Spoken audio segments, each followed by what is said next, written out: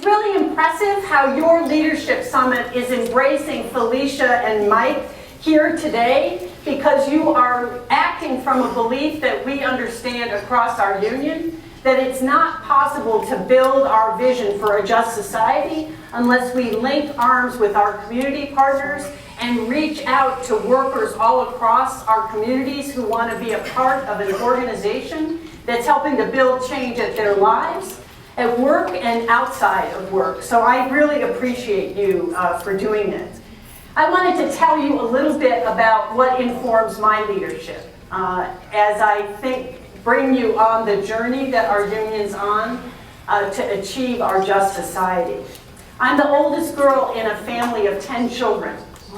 Yeah, so when I was little, my mom would gather us every night to pray. And I think, frankly, it was the one moment of peace and quiet she could muster in our house every day. And so she looked forward to getting us to get together and be quiet. But she used that daily time to teach me through Bible stories to have faith in the power of a group. And because I grew up with 9 brothers and sisters, I have a visceral experience of knowing that when we were determined and all of us had the same goal, and we figured out who could do what to make things that seemed impossible possible, I knew that I had to become a part of the labor movement, because the labor movement was the place I knew I could go that had the same faith. That we had a faith and a power that was greater than ourselves, and no matter what our religious background or whether or not we were part of a religion, we shared a faith that our power was greater when we joined together with other people. And that's So I have dozens of stories about how that worked in my family, but I'll just share one.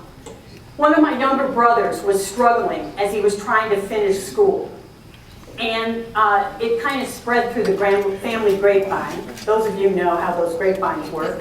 Sometimes they're dangerous and sometimes they're helpful. This time it was helpful.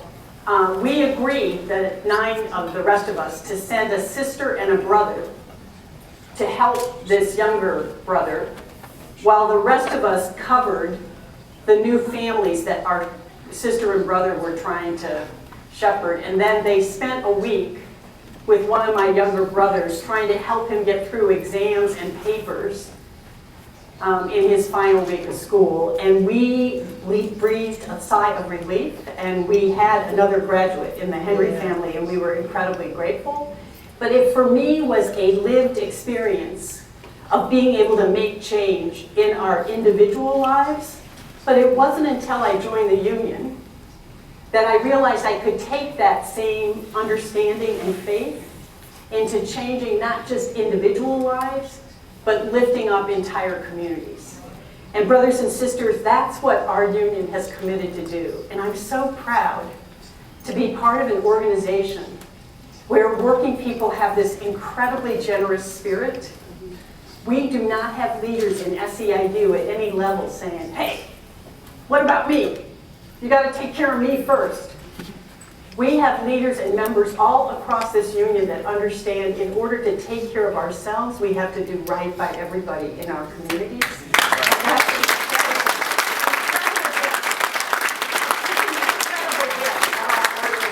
And so we are led by our North Star, which is our vision for a just society, where all work has value.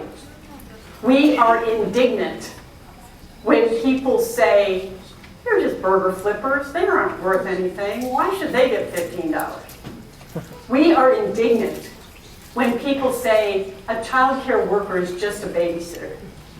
We are indignant when people say that home care workers are nothing more than a domestic for seniors and people with disabilities. And we are indignant when domestics are put down. Do you see, it's like the putting down of the work that we do is what we are going to be absolutely stand against. And we can thank, brothers and sisters, the janitors who birthed our union, that brought pride to that job. And our janitors,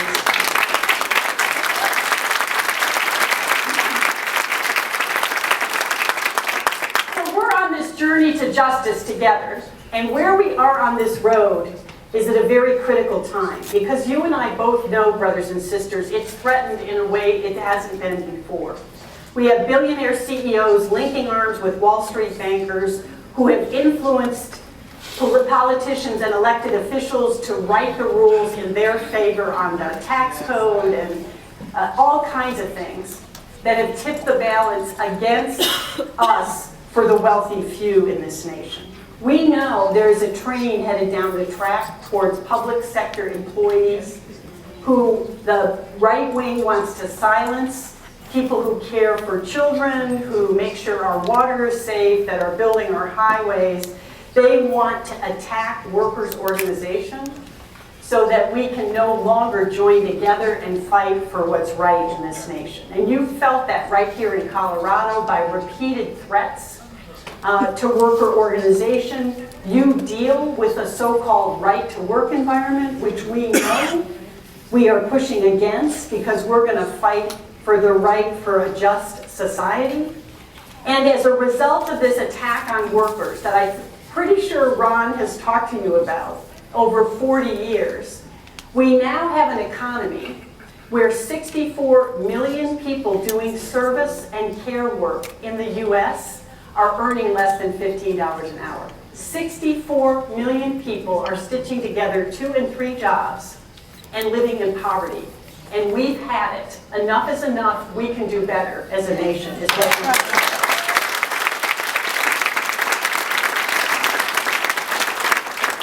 And sisters and brothers, we know, as we've witnessed the incredible courage of the dreamers in the immigrant justice movement, and the incredible courage of the young people who are insisting that Black Lives Matter, that our nation still confronts a terrible threat of racism that has been institutionalized in excluding and targeting African American communities as a way to keep the rest of us divided. Yeah. And our union is taking on our journey to justice a commitment to finally, once and for all, eliminate all the structures of this racist society that continues to divide us.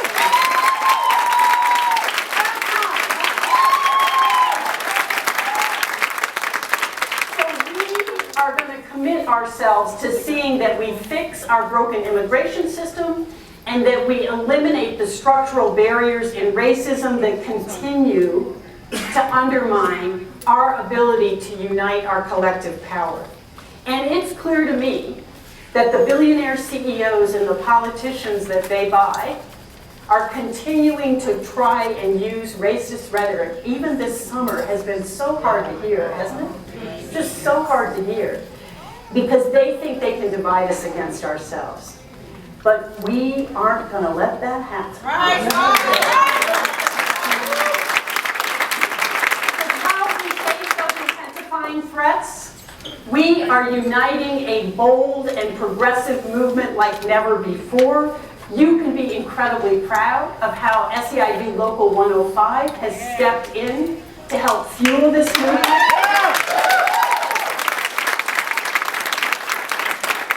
You have grown in the face of those threats by 1,000 members just this last year. That is a huge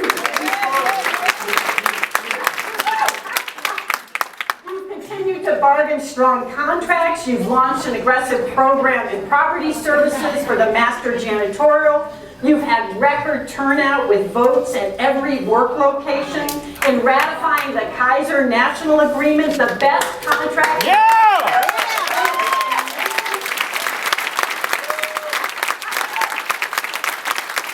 The Mental Health Center of Denver won raises of 4.25% to 10% in their most recent contract. So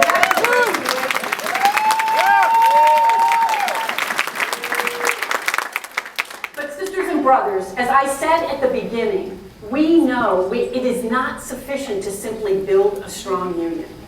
That is a really essential ingredient, because that strong union is what allows us to fuel the broader movement. But we cannot do this alone. And 105 walks that talks, and you know it. You've been in a deep conversation and are planning with community partners to unite the power of Colorado Winds members, SEIU 105, any other labor union that will join us, with our community partners to build a vision for what's possible right here in this state, because you intend to unite the power of our community. Yeah!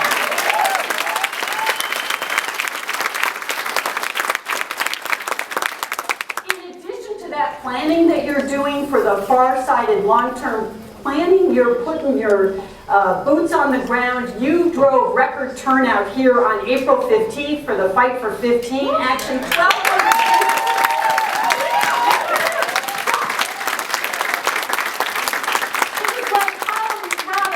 1,200 on the map that day. It was amazing to watch, and you launched the Fight for 15 in home care as part of your organizing strategy, so thousands of home care providers can take their rightful place in the 21st century American healthcare system and get a good job so that they can continue to provide.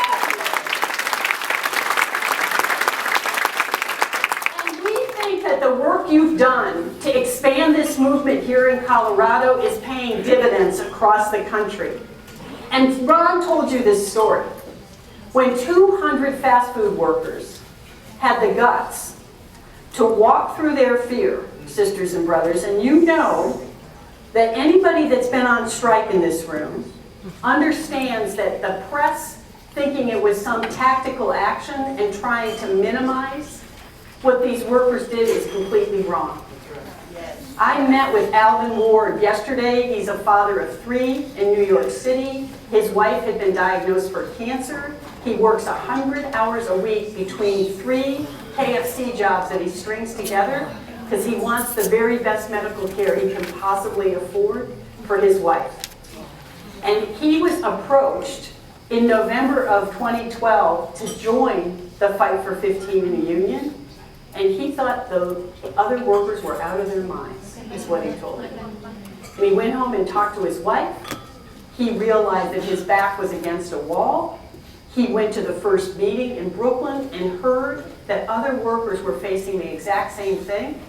And he thought, I gotta take this step. He told me he went into the bathroom and had the dry heaves at 5 a.m. before the 6 a.m. deadline. He wasn't sure he was going to make it out that front door.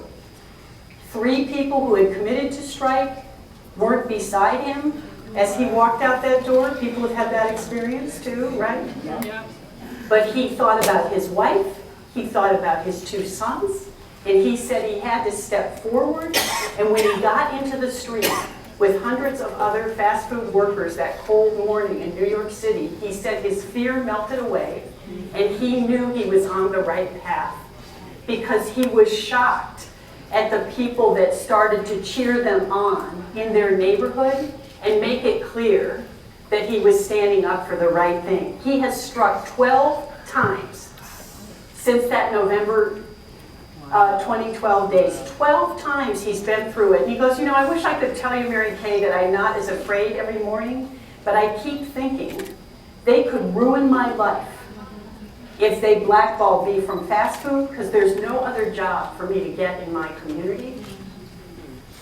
And yesterday, he heard the New York governor announce that in 3 years, he's going to be earning $15 an hour.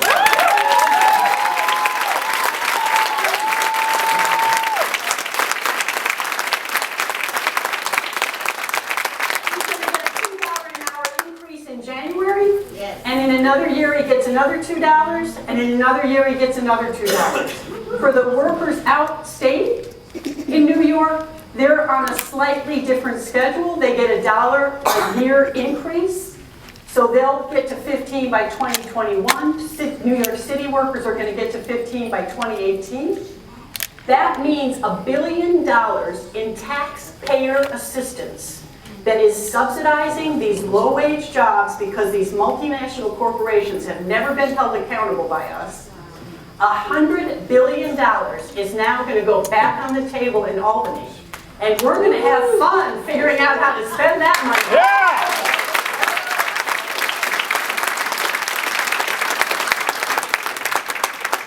And that's 180,000 fast food workers. And when they heard that they were going to get those increases, guess what they said? Did they say, oh, party's done, we achieved our goal? We want more. That's exactly right. They want a union because they have to be able to bargain with these companies to make their lives able to be predictable. You know that schedules, workers in this industry only know their schedule the day before. It's incredibly crazy. How do you raise children with that kind of thing? So we are not going to stop until every worker is valued in this nation, and every worker has an organized voice in our economy and in our democracy. And you're going to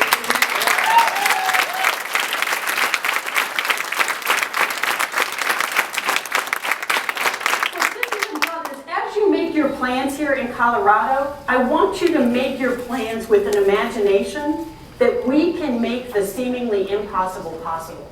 That we can have faith in each other, we can have the courage to act, and we can believe that 4 million fast food workers in every corner of this nation, every southern state, every Midwestern state, where unions have never existed or where unions have been torn apart, we are going to rebuild the labor movement brick by brick, and we're going to include people in this labor movement who have never been included before, because home care workers and child care workers and airport workers and janitors and security officers and higher ed faculty even are going to join this movement and make it crystal clear that it's our turn to right the world.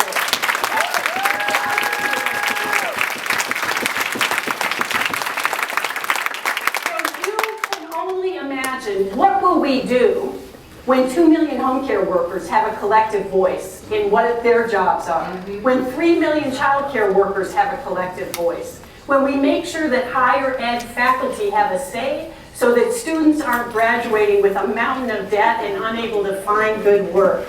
It's problem after problem that you know about because you live it with your families every day. We want to flip those problems on our head and have the belief if we build a movement powerful enough and if we can birth the next form of a workers' organization that's independent and self-funding, there's nothing we can't make happen for ourselves and our families. Is that right, brothers? That's right!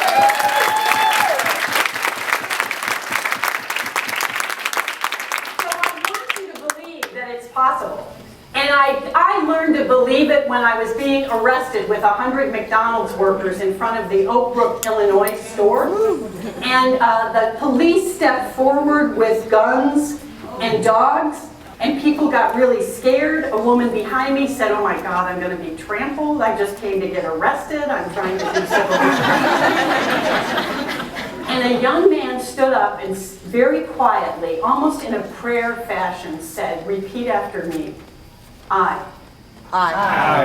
believe. I believe. I believe that we. I believe that we. I believe that we can win. I believe that we can win.